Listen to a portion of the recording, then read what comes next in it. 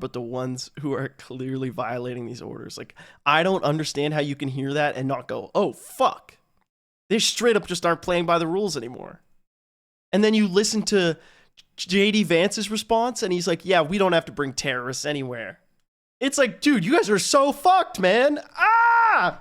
Presumably, once the planes had landed and refueled, they could have turned around and gone back. And that's certainly what Judge Boasberg thought. But the government brazenly and probably falsely claimed that the court's order no longer had validity when the flights were outside of U.S. airspace. The government defied the court order by continuing to send the flights to El Salvador. Ultimately, the responsibility for that decision may mean that Secretary Rubio would be found in contempt of court. But would this be a criminal matter or a civil one? Can you fucking imagine Senator Rubio being held in contempt of court?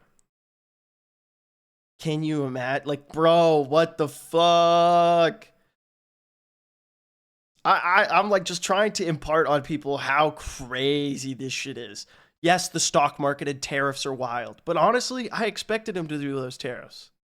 He said he's been saying he was going to do them forever.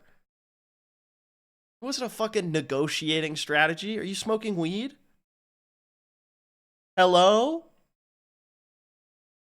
Case, I've lost all faith. Listen, I am like the king of losing faith in America right now, okay? I'm the most doomer-pilled year of hate. Fuck everything that's going on. We are sitting in a burning house and saying it's fine. I think that there's a chance that the federal government tries to hold them criminally responsible. And I think that could kick off something much bigger.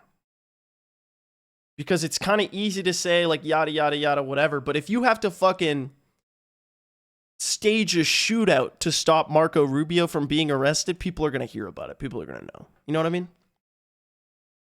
Was the Secretary of Education, and she did not order the department to stop collecting on fraudulent I feel you loans. on the loss of faith. So the court knew exactly who to go I feel you on that When one. DeVos sent the notices to the borrowers, over 3,000 of them made at least one payment on debts that they did not owe. So That's the court's crazy. monetary fines redressed the harm caused to the borrowers who paid money to the government that they should never have paid.